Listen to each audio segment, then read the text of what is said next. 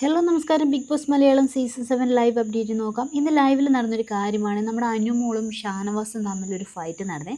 ആദ്യം ഈ apple big boss കൊടുക്കുന്നുണ്ട്. അതിൽ നിന്ന് ഒന്ന് എടുത്തിട്ട് ആര്യം കഴിക്കുന്നുണ്ട്. അത് നമുക്കൊന്ന് ലൈവിൽ കണ്ടതാണ്. പിന്നെ ഒന്ന് നെവിനാണെന്ന് തോന്നുന്നു ഒന്ന് എടുക്കുന്നത്. അതിനുശേഷം അനുമോൾ കിച്ചണിൽ ചെന്നിട്ട് അവരെയൊക്കെ ഹെൽപ്പ് ചെയ്തതിന് ശേഷം ഞാൻ എൻ്റെ ഒരു ആപ്പിൾ എടുക്കുന്നുണ്ട് എന്ന് പറഞ്ഞിട്ട് അത് കഴിച്ചുകൊണ്ട് പുറത്തേക്ക് വരികയായിരുന്നു. ഓൾറെഡി ഷാനവാസ് ആണെങ്കിൽ ഈ ആപ്പിൾ എടുത്തവരോടൊക്കെ ഫൈറ്റ് ചെയ്ത് എടുത്തത് തിരിച്ചു വെക്കാനൊക്കെ പറയുന്നുണ്ട്. ഫുഡ് കഴിക്കുമ്പോഴേ എല്ലാവരുടെയും ഷെയർ തരാം എന്നൊക്കെ പറഞ്ഞിട്ട് സീനായിട്ട് നിൽക്കുന്ന സമയത്താണ് ഈ അനുമോള് ഈ ഒരു ആപ്പിളും കഴിച്ചുകൊണ്ട് വരുന്നത്. ഇതിന് മുൻപാണ് കിച്ചൺ ടീമിലുള്ളവരുടെ അടുത്ത് പറഞ്ഞിട്ട് അനുമോൾ ആപ്പിൾ എടുക്കുന്നത്. ഇതാണെങ്കിൽ ഷാനവാസ് അറിഞ്ഞിട്ടുമില്ല, അറിഞ്ഞവരൊട്ടും പറഞ്ഞതുമില്ല. അനു ആണെങ്കിൽ ഇത് കട്ട് ചെയ്ത് കഴിക്കുകയും ചെയ്തു.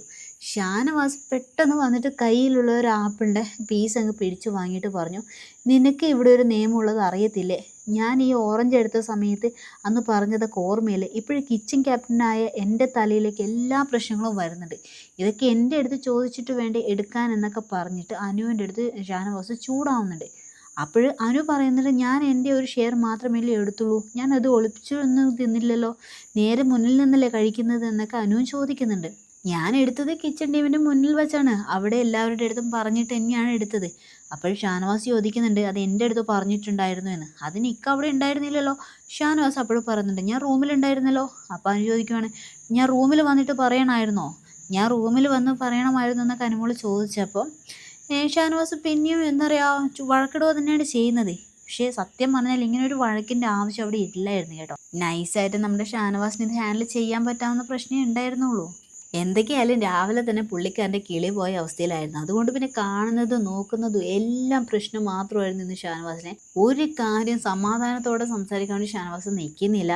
പിന്നെ കുറച്ച് സമാധാനത്തോടെയൊക്കെ ഈ ഒരു കാര്യങ്ങളൊക്കെ പറഞ്ഞ് അനുവിനെ മനസ്സിലാക്കാമായിരുന്നു. ഇതൊക്കെ എടുക്കുന്ന സമയത്ത് എൻ്റെ അടുത്ത് ചോദിക്കണ്ടേ, എന്നോട് പറയാതെ എടുക്കുന്നത് തെറ്റായി പോയില്ലേ? കാരണം ഇതിൻ്റെ പേരിൽ ഒരുപാട് ഇഷ്യൂസൊക്കെ ഇവിടെ നടക്കുന്നുണ്ട്. ആ സമയത്ത് ഇങ്ങനെയൊക്കെ ചെയ്യാൻ പാടില്ലാത്തതാണ്. ശരിയാണ്, ഷാനവാസിൻ്റെ ഭാഗത്തും ശരിയുണ്ട്. കാരണം എന്തൊക്കെ സാധനങ്ങൾ അവിടെ നഷ്ടപ്പെട്ട് കഴിഞ്ഞാലും, പ്രത്യേകിച്ച് ഫുഡ് ഐറ്റംസ് ഒക്കെ നഷ്ടപ്പെടുമ്പോൾ നമ്മുടെ ഷാനവാസിൻ്റെ അടുത്താണല്ലോ ആദ്യം ചോദ്യം വരിക. കാരണം കിച്ചൺ ക്യാപ്റ്റൻ ആണല്ലോ നമ്മുടെ ഈ ഷാനവാസ്. അതുകൊണ്ടായിരിക്കും ഷാനവാസിന് ഇത്തരം സാഹചര്യങ്ങളൊക്കെ കാണുമ്പോൾ പിടിവിട്ട് പോകുന്നത്.